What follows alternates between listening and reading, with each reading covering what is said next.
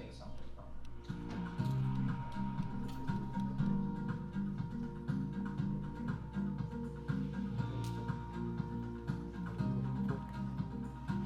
No idea. I'm recording.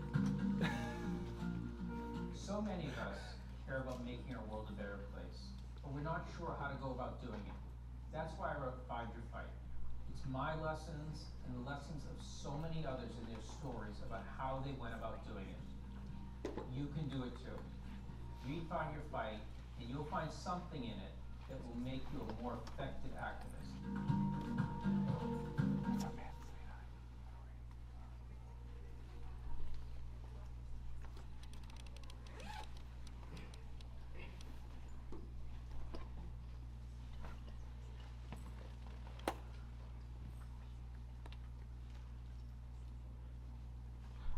I'm not recording anymore.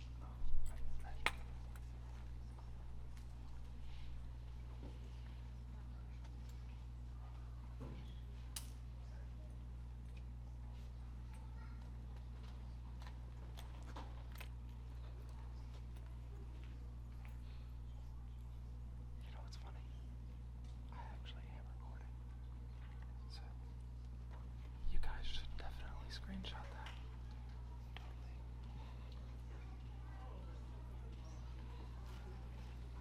Totally.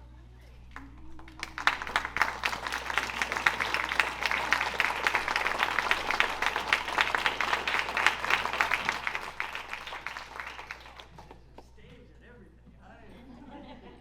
Hi, great to see all of you. So wonderful to be here at this gorgeous library.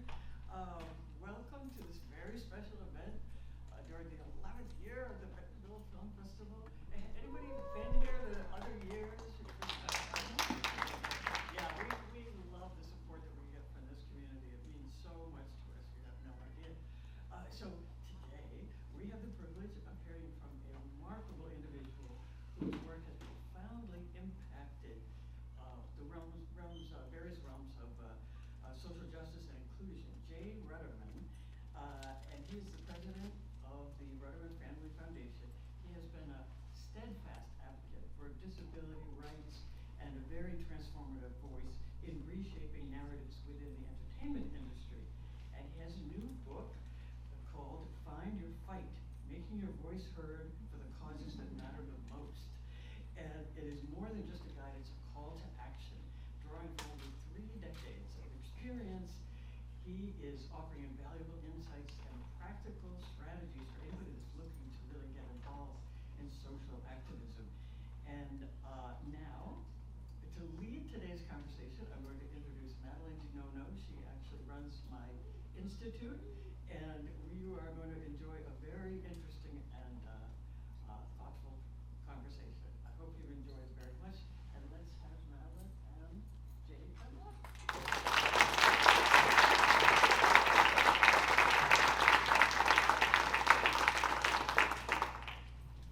And I just want to thank Patty and Tom Hahn and let's turn it on. Okay. I just want to thank Hattie and Tom Hahn and everybody who, I mean, this is like a gorgeous set. It's fabulous. I love this library. So I have the privilege of serving as the president and CEO of the Gina Davis Institute. Oh, there's sorry. A role that I have enjoyed for 16 out of our 20 years. And I'd say for probably nearly a decade, we have had a close partnership with Jay Ruderman and his family. Also, I want to introduce, Hannah, who's with us as well. And it's really about like-mindedness and allyship and, changing the world, how we try to change the world. Jay is trying to change the world, may be a little bit different, but we're only as strong, as our allies. So I was thrilled and honored to have this opportunity to chat with you. And I want to start, when I was 11 years old, I wasn't really thinking about what I wanted to do with my life or how I wanted to change the world, but Jay was. And I want to take you back to when you were 11 and you were in camp and you were on a swing and you were thinking about what you wanted to do with your life and you were thinking about the world. And how did that then inspire you to then think about this activism activism and how you wanted to change the world. Yes. Yeah, okay. Okay, so first of all, thank you very much. I want to thank you and Gina and the Gina Davis Institute, because that's why I'm here, Bentonville. But I also want to thank the Bentonville Film Festival and Walmart, Coca-Cola, the Bentonville Public Library, and the Two Friends Books for partnering. This was not a plan. I think I'm going to quote that life is like a box of chocolates. You never know what you're going to get, which comes from Forrest Gump, which is a weird, thing for me to say because there's inauthentic representation of Forrest Gump, but let's put that aside. I think that I just felt like I at a very young age, why am I here? What am I going to do with my life? What's the purpose? And I decided at a very young age that I wanted to do public service. At the time, growing up in Massachusetts, in Boston, with the Kennedy family all around us, I thought public service was politics. Over the years, I became jaded and disenchanted with politics. Why? Because first of all, I think, especially now, I think our system is broken. I grew up in a time, I'm a little bit older, but when Democrats and Republicans spoke to each other, when they worked together, when they roomed together in Washington.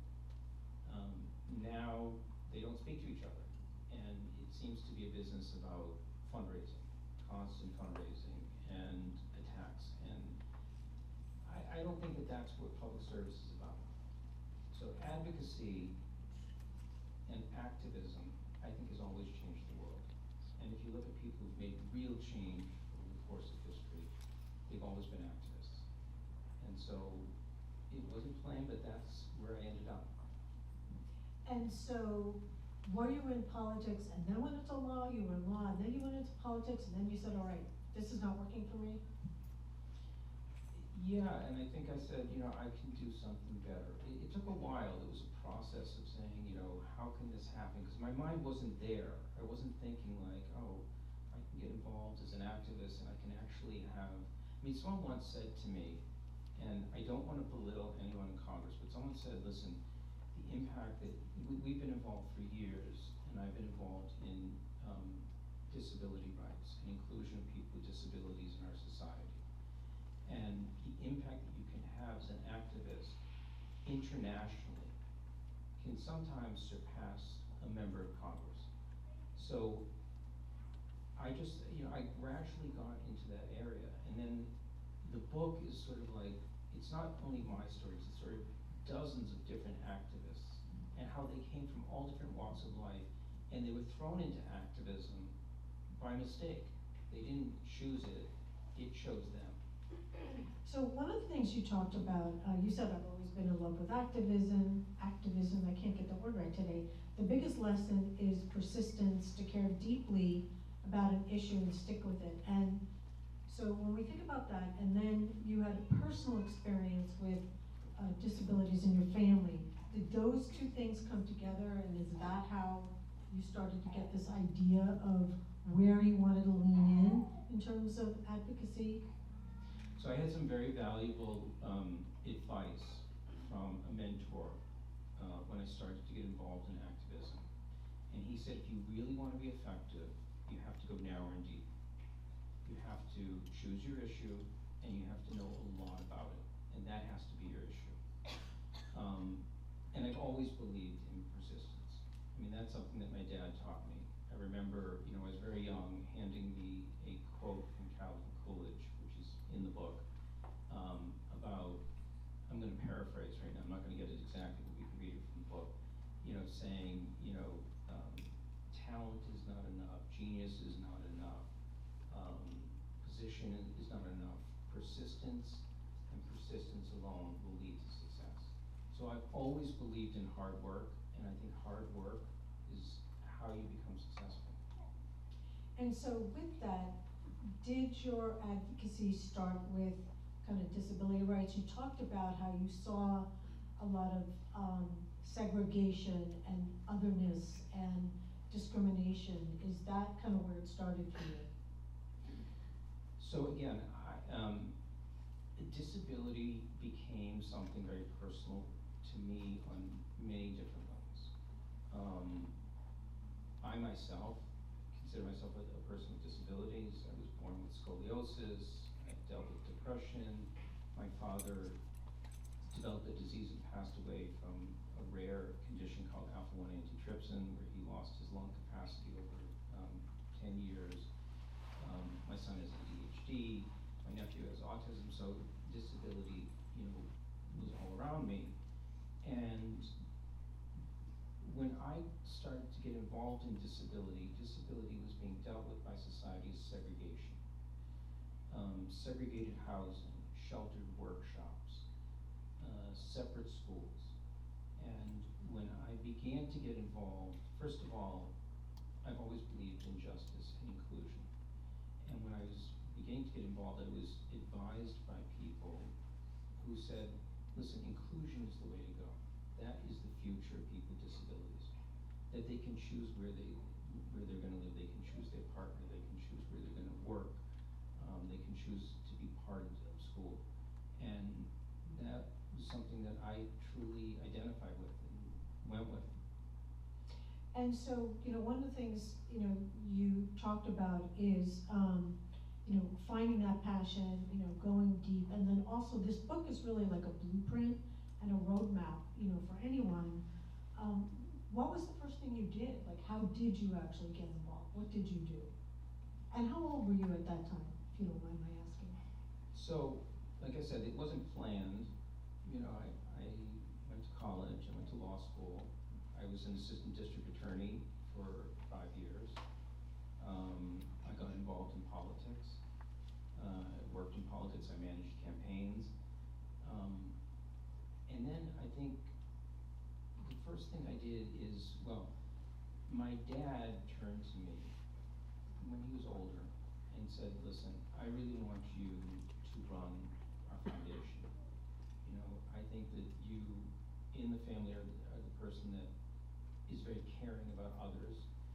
And that was the direction that I went with, locally in Boston, nationally in the United States, internationally.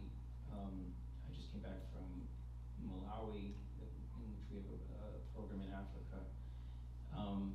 And Hollywood, which I write a lot about in Hollywood, and we have a lot of connections, is something I fell into completely by accident. Tell us about that. Because there were also a lot of lessons learned. Yes. In what is the best way to engage Hollywood and entertainment to support your cause? So, different from you and Gina, because Gina's an Academy Award-winning actress and extremely well-known, and was able to get into the door of the decision makers in Hollywood. I was coming from Boston with no connections. So I started to be very critical of the inauthentic representation of actors playing disability. The first movie that I think we criticized very heavily was Me Before You, in which an able-bodied actor played someone who's a quadriplegic, and then the storyline, it's a very famous book by Jojo Moyes, and that he decides that he's better off dying by suicide than having this life. And I criticized it, and it got a lot of press, and then we continued on that path. One of the big fights that I had, which is very interesting, Michael Mailer, who's the son of Norman Mailer, and a director, did a movie called Blind, where Alec Baldwin was playing a blind character. And we had a very strong statement about it. And there was a lot of blowback, and I talk about blowback in the book, because the New York Post wrote an op-ed against me, sort of saying, this is what the problem with America. You can't accept, art, you have to criticize art. And then Michael Mailer wrote an op-ed in Deadline, which is a big industry publication, and I wrote one back. And essentially what he said, you're a fascist, because you're trying to tell me what my art is supposed to be. And I said, listen, I have no complaint against Alex Baldwin and his acting ability, or anyone's acting ability, Tom Hanks, or Daniel Day-Lewis. It's a question of justice and fairness and opportunity.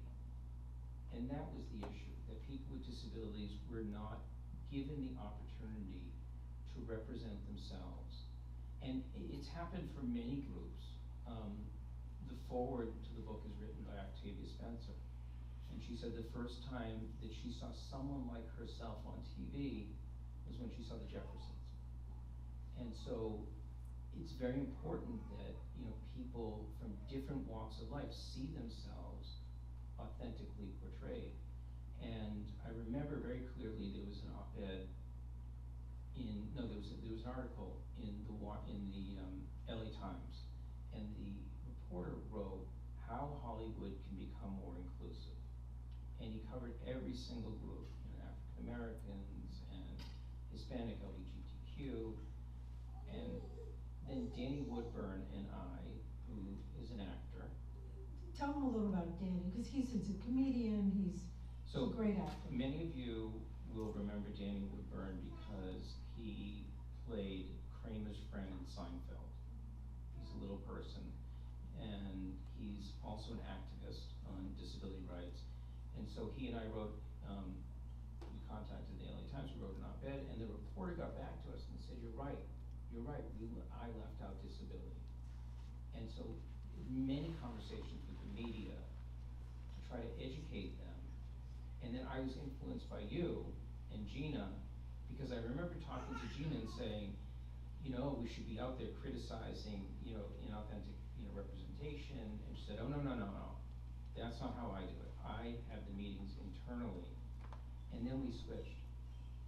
Which I think is important for activists, because I think once you make your voice heard, you're known, you're out there, people are taking you seriously, but then you have to be more effective. And then we switched to start meeting with studios and saying, listen, the least you can do is open your auditions to people with disabilities. And CBS immediately said yes. I was in a meeting with Hannah and Tiffany Smith-Hanoi. She immediately said, yes, I get what you're saying, we're signing on. Other studios were not signing on, and it wasn't until a friend of mine, Peter Farrelly, who many of you know from Dumb and Dumber, Something About Mary. He's actually been to Bentonville, he's been at the festival. Okay. Yeah. He's a great guy, and I said, Peter, I'm getting nowhere with the studios. And he said, let me make some phone calls. And then Sony Studios and Paramount and NBC Universal all signed on. And as our recent study shows that was just introduced at the festival yesterday, there's a lot of progress to be made. But I am seeing more. I'm seeing it more on TV, I'm seeing it more in film, I'm seeing it more in advertising. We're not there yet. No, we're definitely not there. And so, you know, we've been partners. Jay and the foundation has generously funded the Institute, you know, for many years. And they had done a phenomenal, groundbreaking white paper. Was it 2018, your paper? 2019. And so, being the nudge that I am, I'm like, can we do an update to that? And so we just presented it yesterday. And we did two things. We did a survey of who are the actors that are playing disabled characters, and it's only 21% of all the actors that are playing a disabled character actually have some type of disability, whether it's visible, invisible, cognitive, you know, etc. And when you think about the population, we all have or will have a disability in our life at some point, you know, in time. And when you think about it being, you know, over a quarter of our population, but yet those stats are granular. It's like never hit 10%. And what happens in the world of make-believe has real world impact. And, you know, when we talk about, I want to go back to something you were saying about, you know, when you think about character arcs and narrative, it's either that the disabled character has to be fixed, or they have some magic superpower, or, you know, I have a friend who's a quadriplegic. She happens to be a director, and she's like, I wanna see somebody like myself having a romance, having sex. You know, what we found in, previously is that when there was a disabled character, it was like 32% of the time they were like dying in the movie or in the TV show. That's horrible. What kind of message are you sending? So I didn't mean to like totally pivot away, but thanks to them, we were able to get this out there, and now we can build on that and do these meetings and hopefully move that needle and put more emphasis on it. So I want to pivot a little bit, because one of the things you've also done is you're curious and you're a great listener. And not only have you traveled all over the United States, but you talk to a lot of people. So can you now talk about those people and what you've learned and what you're now imparting in this great book? So I want all of you to know that, because I hope you'll read the book, my activism surrounded disability and disability rights. But I write about a lot of different types of activism. Some people who I've interviewed on my podcast, All About Change, some people that I haven't met but I researched, all different types of people. And take, for example, Nicole Hockley. Nicole Hockley lost her son at a mass shooting at the Sandy Hook massacre in Connecticut. And she became an activist and going around and speaking to schools and telling people the telltale signs that a mass shooter shows before they commit that act. Because she said everyone who commits a mass shooting, or the vast majority of them, leave clues that this is going to happen. To start educating educators and students about it. And I spoke with her, and years after she lost her son Dylan, very, very emotional, and it's made it her life's work. Someone like Kevin Hines, who has probably the most bizarre story that I heard, and I spoke to him. Kevin Hines was someone who was suicidal, went to the Golden Gate Bridge in San Francisco, was looking for someone to stop him, and was meeting people on the bus and on the bridge, and he wanted someone to stop him and say, hey man, are you okay? And no one did it. He jumped. He didn't die. He claims that a sea lion came and saved him until the police rescued him and broke his back. But he became an advocate for talking to people who have thoughts of suicide, and worked to get nets placed on, because it's one of the most frequent places that people commit suicide in the United States, to put nets under the Golden Gate Bridge, which they did do. So it's amazing to me how people from these tragedies turn their lives into becoming forces for good and changing and helping the lives of thousands of people. And the book gives so many examples of people who are young, like a 10-year-old Genesis Butler, who's a activist against killing animals and veganism, and how she started at 10 years old deciding she didn't want to eat meat, and started to go out and become an activist, and met the Pope and Paul McCartney and Moby, and gave a TED Talk at 10 years old. So I don't want you to think that everyone is like me. There are people from all different walks of life. And I like that I was able to weave in stories, because I love stories, and lessons that I'm taking away. So I know you talked about it being a blueprint.